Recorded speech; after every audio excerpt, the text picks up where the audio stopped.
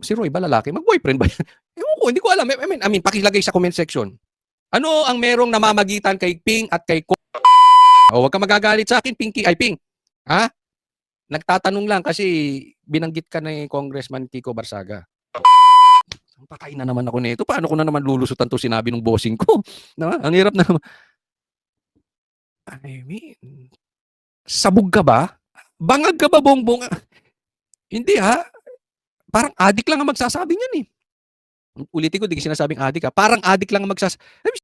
Kung maayos, yung flood control projects mo, kahit umulan araw-araw, kahit wala sa schedule yan, pasok sa mga yan. Bobo! Narito ang Balitang Pinoy TV.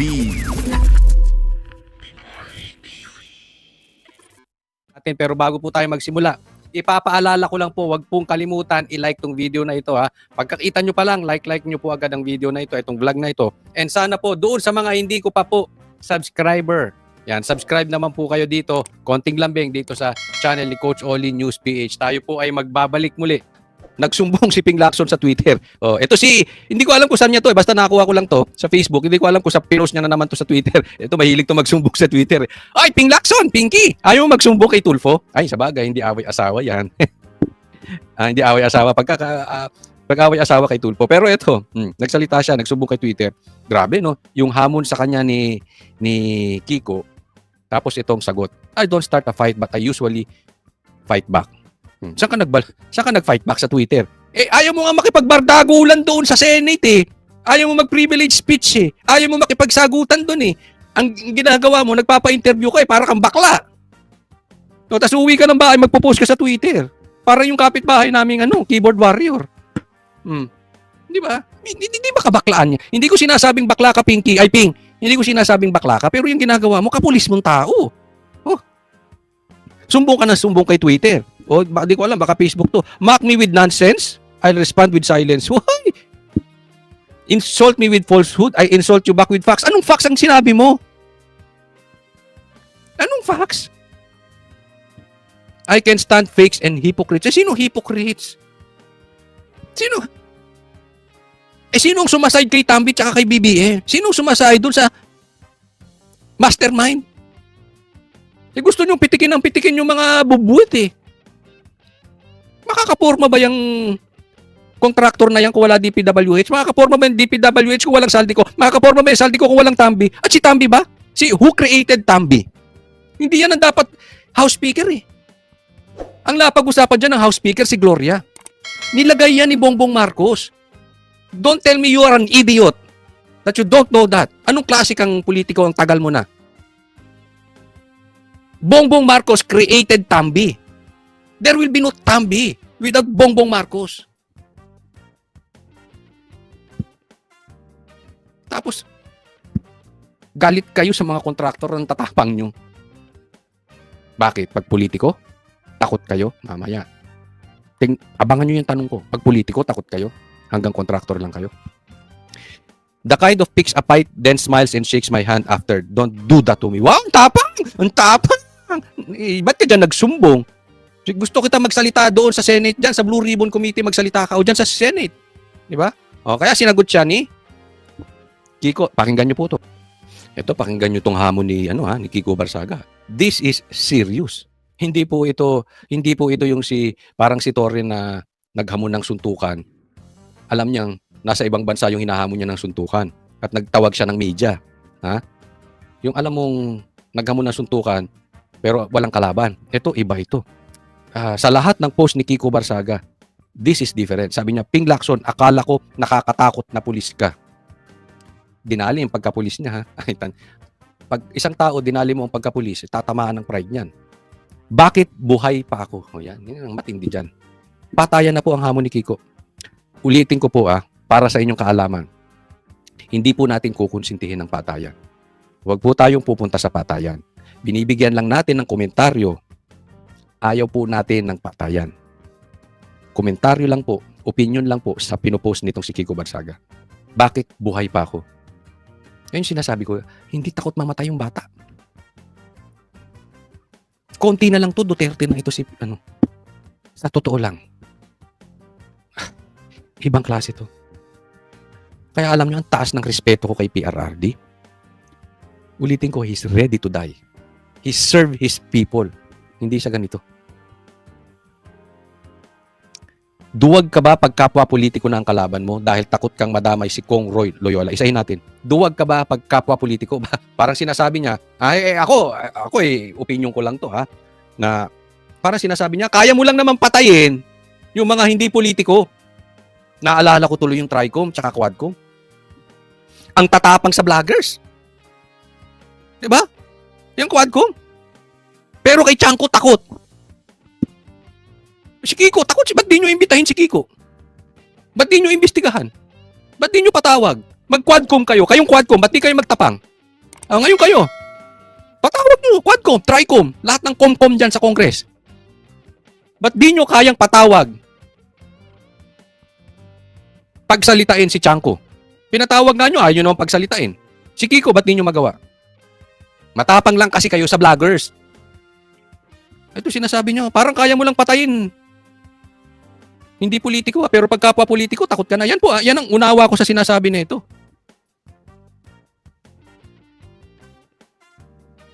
At matindi, may parinig siya. Dahil takot kang madamay si Kong Roy Loyola. Yan ang i-develop nating, susubaybayan nating kwento. Anong meron na connection si Lacson at si Kong Roy Loyola? Meron yan. Hindi magsasalita ng ganito si Kiko Barsaga ng walang baho yan. Diba? Hindi natin alam kung ano. No? But antay-antayin natin. Kasi unti-unti nang lumalabas. Nababalatan na sila yung kanilang dungis. Unti-unti nang nalalantad. Kaya, abangan natin. Si Roy ba lalaki? Mag-boyfriend ba yan? Ewan ko, hindi ko alam. I mean, pakilagay sa comment section. Ano ang merong namamagitan kay Ping at kay Kong Roy Loyola? O wag ka magagalit sa akin, Pinky. Ay, Ping. Nagtatanong lang kasi binanggit ka ni Congressman Kiko Barsaga. Sinasabi niya, hindi naman siya takot mamatay. Nataka nga siya, ba't buhay pa siya? Tapang, no? Tingnan po natin itong next. Pero break muna tayo patungkol doon ha. Kasi gusto kong bigyan ng komentaryo itong post ni Rowena Guanzon. Pakicheck nga. Ako, attorney, Rowena Guanzon, fake news ka ba? Kasi pinusto ni attorney Rowena Guanzon eh. Sabi niya, patay tayo dyan, dapat hindi ko alam kung ano to ha. Tingnan nga natin. Baka hindi niya Facebook page to. Di ba? O baka mamaya fake news to si attorney Rowena. Hindi naman siguro. Totoo ba ito? Baka mamaya hindi niya Facebook to. Kasi yung sinabi ni Bongbong Marcos dito, ang sabi niya, parang hindi itong salita na ito. Parang adik na talaga ha. Hindi kasi sinasabing adik Bongbong Marcos pero sinabi mong ito, parang adik ka. Ang hirap ngayon. Hindi na sumusunod sa dating schedule ng bagyo. Totoo. Totoo ba ito sinabi ni Attorney Guanzon? Totoo ba sinabi ni Bongbong Marcos yan? Galit na si Bongbong Marcos. Saan? Sa schedule, pambihira. Gago ka pala bagyo. Hindi ka sumunod sa schedule. Buti na lang. Buti na lang. Alam niyo kung bakit? Ang sinisi-schedule, hindi si PRRD. Kasi baka sinabi niya dito, ang hirap ngayon, hindi na sumusunod si dating Pangulo at ang bagyo. Baka ganun eh. Di ba? Lahat na lang, sinisisi nila kay Duterte. Buti hindi yun na sinabi niya. Hindi na sumusunod sa dating schedule si PRRD at ang bagyo. Hindi na sumusunod si dating Presidente PRRD at ang bagyo. Buti ang sinisi niya, schedule, hindi si PRRD. Improving ka, brad, ha? Pero ano mo, ha?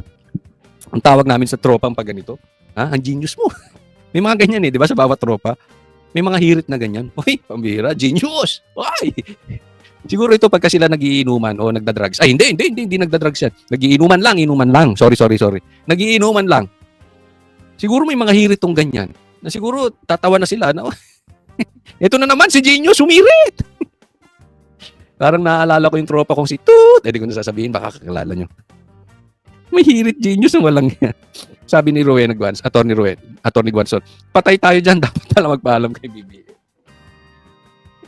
Siguro, pagbasa ni Claire nung niyan, kung narinig niya yan o pagbasa niya dyan, siguro, patay na naman ako nito. Paano ko na naman lulusutan to sinabi ng bossing ko? Ang hirap na naman. I mean, sabog ka ba? Bangag ka ba, Bongbong? Hindi ha. Parang adik lang ang magsasabi niyan eh. Yung politiko, di ka sinasabing adik ka. Parang adik lang ang isipin mo, yung bagyo hindi sumunod sa schedule. Kaya may baha. Lintik na bagyo hindi sumagot sa schedule. Kung maayos, yung flood control projects mo, kahit umulan araw-araw, kahit wala sa schedule yan, pasok sa mga yan. Bobo! Kayo naman ba't nyo naman binoto-boto tong tao na to, pambihira? Nagpauto kayo sa ganitong utak? Hindi, wala po sisiyan. Nako, bakit ba tayo napunta sa ganitong kalagayan? Pambihira ta. Dito makikita yung lalim ng presidente natin. Kaya pabago-bago ng isip, di ba? One time, unity sila. Minsan, kalaban niya na si Sara. Minsan, sasabihin niya, BFF niya. Minsan, iba na. Minsan, kabati niya si Tambi. Minsan, nilalaglag niya na. Minsan, kabati niya. Pero meron silang bagong nilalaglag. Tingnan nyo to. Ay, halata. Sino bang kaibigan nitong media? Sige nga. Kanino madalas magpa-interview si BBM? Sinong kaibigan nitong media? Ay, may bago. May bagong pagbabago ang isip ni Bongbong. Kaya naman, may bagong strategy. O, basahin natin. Kaya pala pinoprotektahan ni Senator Ontiveros si Romualdez, may budget insertions rin pala siya. Patay. May insertion pala saya. Meron. May insertion siya. At sinong pumitik saan niya? Hindi ko sinasabing masama yung insertions niya. Hindi ko rin sinasabing mabuti. Ang tanong, sino ang unang pumitik kay Risa? Lagay nyo dyan sa comment section. Di ba si Katunying? Kaninong bata si Katunying? Ay, nako, na tayong maglokohan. Di ba? Nilalaglag nila si Risa. Ikaw ngayon, Risa, ang pulutan. Kasi kung patuloy na ilalaglag yung mga senador na alam naman natin na ayaw sa impeachment, masyadong halata. Di ba? Kung hindi binibili ng tao, subukan nila ilaglag si Risa. Hindi naman sinabing masama yung insertions niya, pero may pitik. Kaya si Risa nagpanik. Ay, wala akong insertions, wala akong insertions. Guilty ang dating. Pinakita ni Katunying may mga insertions. Yari ka. Ikaw ngayon ang nilaglag. Ikaw ngayon ang pinitik. Change strategy sila. Ikot sila ngayon. Sabi ko sa inyo, kung sa droga, yung mga runner, may onsehan yan, kaya sila nagpapatayan, di ba? Ganyan din sa ghost projects. Pag nagka-onsehan, nag-aaway. Magkakalaglagan din yan. Sinong nilalaglag ngayon si Risa? Di ba? Hayari ka ngayon, Risa. Pulutan ka ngayon. Kaya nga si Saldi ko, baka hindi rin umuwi talaga yan. Alam niyo kung bakit? Pag umuwi tingnan nyo ha, pag umuwi si Saldi ko, posible. Ito'y aking opinion lang. Pwedeng patayin yan si Saldi. Pag namatay na, lahat ng ebidensya papatungo kay Saldi. And it will end with Saldi. Wala nang kadugtong. Wala nang mas higher kay Saldi. Bakit patay na eh? Ibintang nyo sa patay. Diba? Pansinin nyo yung mga nagka-crash na airplane. Nababangga na bus. Pagpatay ang driver, pagpatay ang piloto, pilot error. Driver's error. Diba? Lusot yung kumpanya. Ibintang mo dun sa patay. Kaya sabi ko, delikado talaga si Tambi. Si Saldi pag umuwi. Maraming galit sa kanyang Pilipino. Pero, hindi naman papatayin niya basta-basta eh. Ang kaya pumatay niya nasa power. Baka patayin niya ng mastermind. Posible po para hindi maturo yung mastermind. And then they will blame everything to Saldi ko. Tapos na, lusot na sila. Yung patay hindi na makakasagot eh. Patay na eh. Ganyan po ngayon. Ngayon, ang tanong, paano magre-react to si ano? Tingnan natin kung talaga may laman ng utak niyan. Hindi po, hindi ako naniniwala ang naglaglag sa kanya kabilang baryo. Kabilang parlor. Sa kampo nyo eh. Sa kampo sa loob eh. Sinong naglaglag? Sinong pumitik? Nilaglag ka. Tingnan nyo po itong next. Ito yung naglaglag. Hindi naman nilaglag kasi hindi naman nila sinabing masama pero pinitik. Kaya pala takot sa death penalty. Hindi ba tinutulak ni Bato yung death penalty? Ayaw nito. Sabi ko sa inyo eh. I mean, it's simple mathematics. Even grade 2 can understand it. Pag nagkahamon na ng drug test, di ba?